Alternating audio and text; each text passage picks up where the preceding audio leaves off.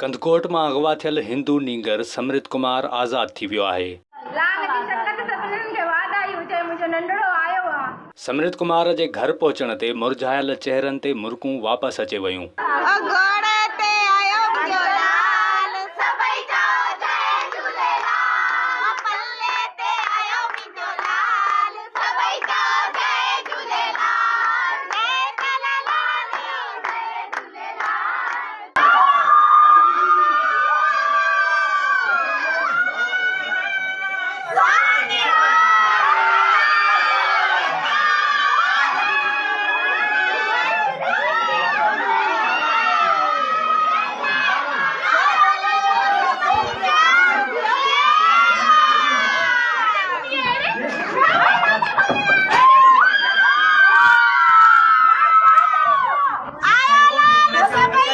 SSP Amjad Sheikh जी दावा है त नींगर के पुलिस मुकाबले बाद बाज़ियाब करायो आहे। नींगर समृत कुमार जी आज़ादी ते हिंदू बिरादरी में खुशी जी लहर छायल आहे। हुननि SSP जी हिन रीत आजियां कई।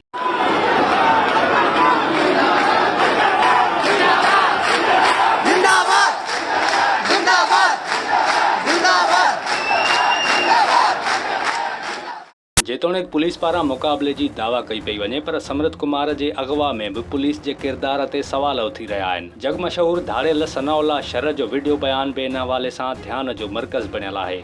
अस्सलाम वालेकुम दोस्तों, जीअं त हे मुंहिंजो वीडियो समृत कुमार जी आज़ादी लाइ आहे। दोस्तों, समृत कुमार जेको नंढड़ो मासूम सग़ीर ॿारु आहे, बेरहम बेतरस, जन खे धाड़ेल त छा पर इंसान बि नथो चई सघिजे, मासूम खे वाशी दरंदन अगवा त कयो, पर रहंदो मासूम जी वीडियो वायरल करे पियो मां त छा पर असांजी बि दिलि आज़ारे छॾी। मुंहिंजा प्यारा दोस्तो, नंबर पहिरियों अगवा करण तो ई गुनाह आहे। नंबर ॿियो, मग़वी जो वीडियो ठाहे उन ते तशद्दुद करणु डबल गुनाह आहे। नंबर टियों, रहंदो मासूम खे अगवा करणु त अञा टीण ते गुनाह आहे।